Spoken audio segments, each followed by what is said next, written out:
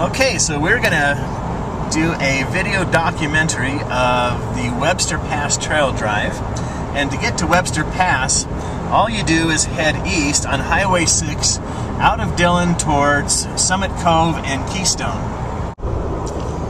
Okay, so as you're passing Keystone Ski Resort, on my right here, you want to be in your left lane and you're going to take the Montezuma Road exit.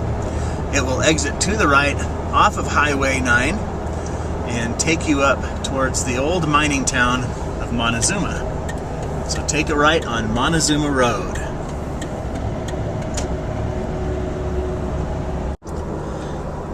So you're going to head about 5 miles down Montezuma Road to Montezuma. Take in the majestic mountainsides and the forest. It's a beautiful drive. When you get to Montezuma, you'll go 1.3 miles to the trailhead at Webster Pass. So as you come into Montezuma, you'll stop at the first stop sign, set your trip meter to 0, and go 1.3 miles up Montezuma Road, and you'll get to the Webster Pass trailhead. And you'll turn left into the trailhead to head up to Webster Pass.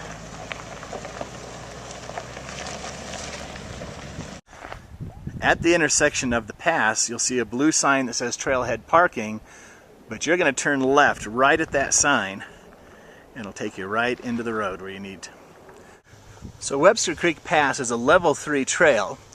You won't need a 4-wheel drive. Any well-maintained passenger vehicle with some significant clearance is going to do fine here.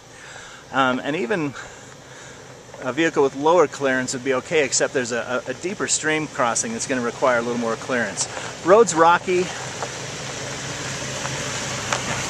The road's a bit rocky, and you'll have some ruts in places, but it's not a bad drive. The trail up Webster Creek offers some amazing views.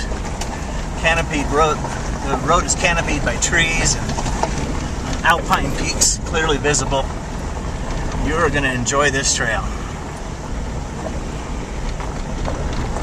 Because Webster Trail is so accessible, you can expect to find traffic coming and going.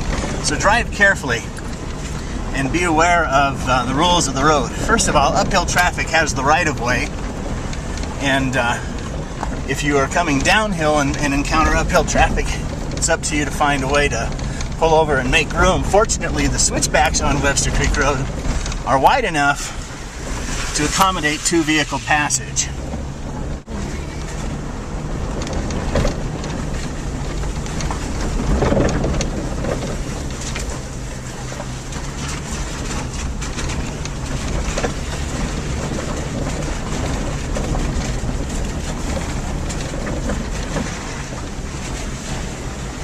Because of the constant snow melt in the area, you can expect to encounter wet roads, small streams on the roads and crossing them, and a little bit of erosion. So the rocks will be high in the center from time to time.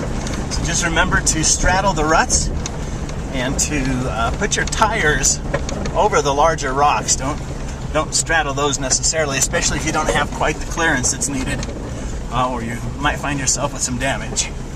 About the most challenging feature on Webster Creek Pass is going to be this stream crossing. This is what gives it its level 3 difficulty rating.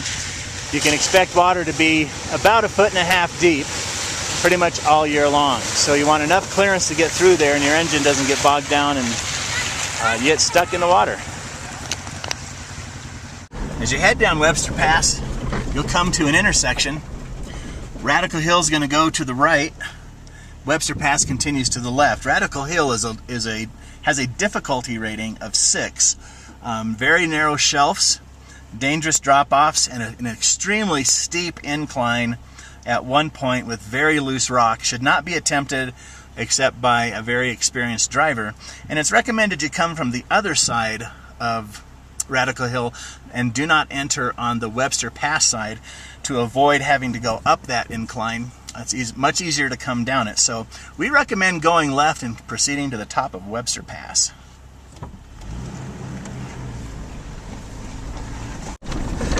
closer to the switchbacks, you'll come across some very beautiful alpine terrain. This terrain is extremely delicate. Please keep your vehicle on the road and to avoid damaging the soft soils and the plant life growing there, the vegetation, the flowers. Very beautiful area, but extremely fragile, so stay on the road. Again, as you start getting towards the switchbacks, the road's going to get a little more rutty and the rocks a little bit larger.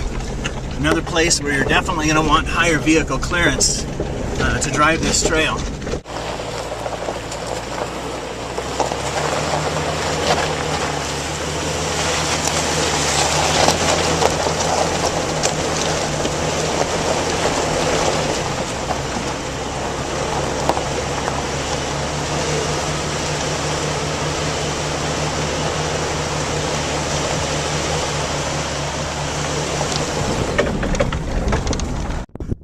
The top of Webster Pass, your options are Red Cone and Hancock Gulch roads. Taking down the Jefferson Road, Red Cone has a difficulty rating of 7, and it's all because of this little stretch of the trail here. It's one direction, you can only come down.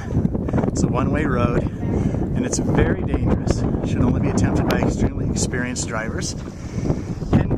Hancock Gulch Road. Coming back down Webster Pass, you're going to want to be careful not to ride your brakes. If you have an automatic vehicle, put your vehicle in low and let your transmission do as much of the speed control for you as possible, using your brakes only as necessary. It'd be real easy to burn your brakes out riding them down the hill.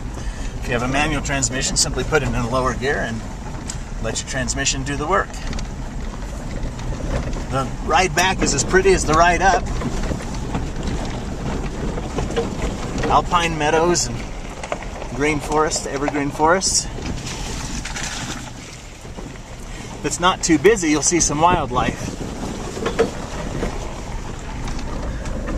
We're shooting today's footage, however, there's lots of traffic on the road today, so you don't expect to see much by way of local fauna. And that is Webster Trail Pass. So next time you're in Summit County, rent a Jeep and head up and check out the scenery for yourself.